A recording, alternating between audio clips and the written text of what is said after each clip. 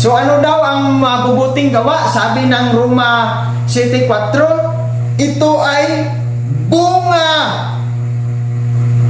Kaya ang mabubuting gawa ay bunga ng ating kaligtasan, na binuling tayong binuhay ng ating Panginoon para makagawa tayo ng mabubuting gawa na bunga ng binuhay tayo, na ito ay gawa na ukol na sa Diyos na bumuhay sa atin. So ibig sabihin mga kapatid, ang thought ng sumulat ng Efeso at sumulat rin ng Roma ay para sa kanya ang mabubuting gawa ay bunga ng kaligtasan.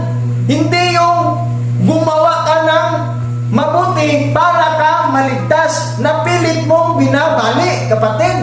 So nakagawa ka ng mabuti dahil niligtas ka ng Diyos sa pamamagitan ng kanyang habag at biyaya at kagandahang loob para makagawa ng mabuti. Hindi na yung hindi mabuti na dati ay gawain natin. Amen?